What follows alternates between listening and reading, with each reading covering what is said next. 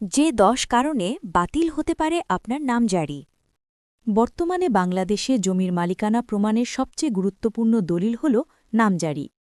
জমি রেজিস্ট্রির পরপরই এটি সম্পন্ন করতে হয়, যাতে সরকারিভাবে আপনাকে জমির মালিক হিসেবে স্বীকৃতি দেওয়া যায়। কিন্তু অনেকেই ভুলের কারণে নামজারির আবেদন করে বাতিলের সম্মুখীন হচ্ছেন। বিশেষজ্ঞদের মতে নিম্নোক্ত 10টি সাধারণ ভুল বা অসতর্কতার কারণে নামজারি বাতিল হতে পারে। ভূমি মালিক বা ক্রেতাদের সচেতন থাকতে হবে এসব বিষয়ে। ১. দাগ নম্বরে ভুল। জমির পরিচয় নির্ধারণে দাগ নম্বর অত্যন্ত গুরুত্বপূর্ণ। দলিলে ভুল দাগ নম্বর উল্লেখ থাকলে তার রেকর্ড অনুযায়ী না মিললে নামজারি বাতিল হয়। করণীয়: দলিলের আগে খতিয়ান দেখে সঠিক দাগ নম্বর যাচাই করুন। ভুল থাকলে সংশোধন করুন। ২. চৌহদ্দিতে ভুল। চৌহদ্দি বা মালিকানা বিবরণ, দাগ, মৌজা, সাবেক মালিকের নাম ইত্যাদিতে ভুল থাকলে নামজারি হয় না। করণীয়: অভিজ্ঞ আইনজীবী বা দলিল লেখক দ্বারা দলিল তৈরি করুন এবং প্রতিটি তথ্য যাচাই করুন। ৩. ভোটার আইডি ও দলিলের নামের অমিল। ভোটার আইডিতে থাকা নাম ও দলিলে উল্লেখিত নাম এক না হলে আবেদন বাতিল হতে পারে।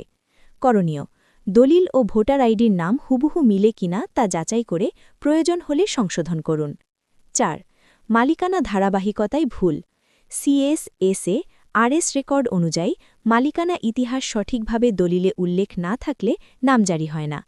করণীয়: মালিকানার ইতিহাস বা চেইন যাচাই করে ২৫ বছরের ধারাবাহিকতা দলিলে উল্লেখ করুন। ৫. খতিয়ান নম্বরে অমিল। দলিলে থাকা খতিয়ান নম্বর যদি রেকর্ডের সঙ্গে না মেলে তা নামজারির জন্য অগ্রহণযোগ্য। করণীয়: সর্বশেষ রেকর্ড অনুযায়ী খতিয়ান নম্বর সঠিকভাবে দলিলে উল্লেখ করুন। ৬. জমি পূর্বে অন্যের নামে নামজারি হওয়া। একই জমি একাধিকবার বিক্রি করলে অথবা সীমাবদ্ধ অংশের বাইরে বিক্রি করলে পরবর্তীতে নামজারি হয় না। করণীয়: জমি কেনার আগে নামজারির রেকর্ড ও দাগ নম্বর যাচাই করুন। ৭. অর্পিত সম্পত্তি থাকা। সরকারি নিয়ন্ত্রিত অর্পিত সম্পত্তি ভুলবশত ব্যক্তিগত মালিকানা ভেবে বিক্রি করলে নামজারি বাতিল হয়। করণীয়: ভূমি অফিস থেকে দাগ অনুযায়ী জমির অবস্থা নিশ্চিত হন। ৮. খাস জমি থাকা। ব্যক্তিগত জমির মাঝে যদি খাস জমি থাকে তাহলে সেই অংশে নামজারি হয় না। করণীয়: জমির প্রতিটি অংশ খতিয়ান ও দাগ অনুযায়ী পরীক্ষা করে দেখুন। ৯. নদী ভাঙন বা সরকারি খাস জমির অংশ থাকা। জমির কোনো অংশ যদি প্রাকৃতিক বা সরকারি খাস জমি হয়ে থাকে তাতে নামজারি বাতিল হয়। করণীয়: জমির ভৌগোলিক ও আইনি অবস্থা মাঠ পর্যায়ে যাচাই করুন। ১০. অংশের বেশি জমি বিক্রি করা।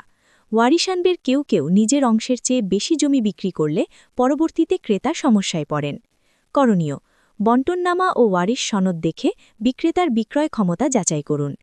নামজারি রিজেক্ট হলে কি করবেন? ১. এসিল্যান্ড অফিসে গিয়ে রিজেকশনের কারণ জেনে নিন। ২. সঠিকভাবে সংশোধন করে নতুন করে আবেদন করুন। ৩. দালালের মাধ্যমে টাকা দিয়ে কাজ করানোর চেষ্টা করবেন না। ৪. প্রয়োজনে উপজেলা ভূমি অফিস বা অভিজ্ঞ আইনজীবীর সহায়তা নিন। সতর্কতা: নামজারি হল জমির বৈধ মালিকানার প্রমাণ। এটি ছাড়া ভবিষ্যতে জমির ওপর আইনি অধিকার হারানোর ঝুঁকি রয়েছে।